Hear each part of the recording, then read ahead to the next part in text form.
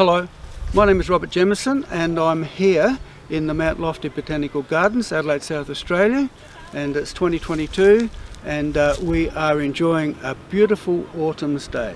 Okay, now the reason I come to the Botanical Gardens is because I'm going to recite some poetry of John Keats, and the first poem will be Ode to Autumn, and I'm going to intertwine Ode to Autumn with another of Keats's poems, La Belle Dame Sans Merci. Now these two poems blended together seem to point to both the beauty that we enjoy here on planet Earth, particularly at our botanical gardens here, but also the difficulty that we're currently going through. So I'll start with Ode to Autumn, and then I'll be intertwining Ode to Autumn with a little bit of La Belle Dame Sans Merci, then back to Ode to Autumn. You'll see what I mean. Okay, well, here we go. Seasons of mist and mellow fruitfulness, close bosom friend of the maturing sun, conspiring with him how to load the bless with fruit the vines that round the fat cheese run, to bend with apples the moss cottage trees, and fill all fruit with ripeness to the core, to swell the gourd and plump the hazel shells with a sweet kernel to set budding more, and still more, later, flowers for the bees, until they think warm days will never cease, for summer has overbrimmed their clammy cells. What should early night at arms, alone and palely loitering, the sedges withered from the lakes, and no birds sing? What should early night at arms, so haggard and woe begotten, the squirrel's granary is full, and the harvest is done? I see a lily on their brow, with anguish moist and fever dew, and on their cheek a faded rose, fast withereth too. Who has not seen thee oft amid those store? Sometimes, whoever seeks abroad may find thee sitting careless on the granary floor, thy hair soft lifted by the willowing wind, or on a half-reaped forest sound asleep, doused with the fumes of poppies, while their hook spares the next swath and all its twined flowers. I met a lady in the meads, full beautiful, a fairy's child. Her hair was long, her foot was light, and her eyes were wild. I made a garland for her head, and bracelets too, and fragrance on, and she looked at me as she did love, and made sweet moan. I sat on my pacing steed, and nothing else I saw all day long, for sidelong she would bend and sing a fairy song.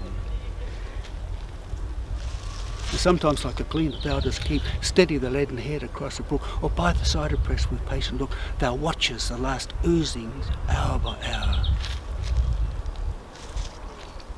She found me roots already sweet, and honey wild and mannadew, and sure in language strange she said, I love thee true.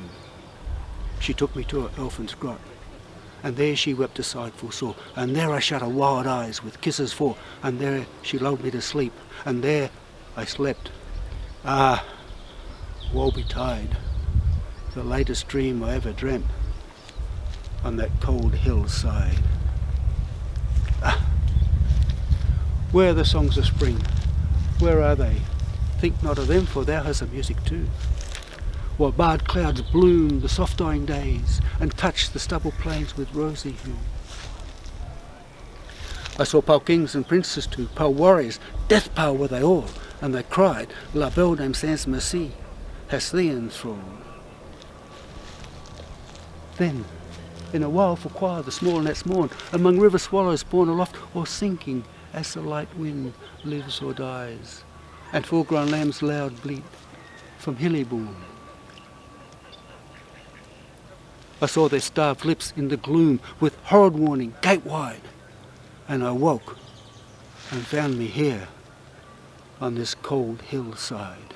And that is why I saunter here, alone and palely loitering, though the sedges withered from the lake, and no birds sing. But hedge crickets sing, and now, in treble soft, the redbreast whistles from the garden croft, and gathering swallows twitter in the skies.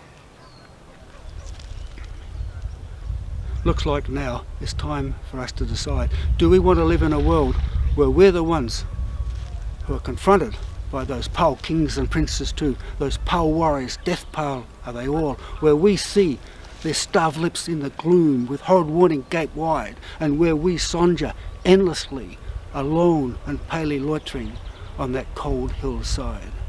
Or, hopefully, we'll choose the correct path where we'll enjoy a world where the hedge crickets sing.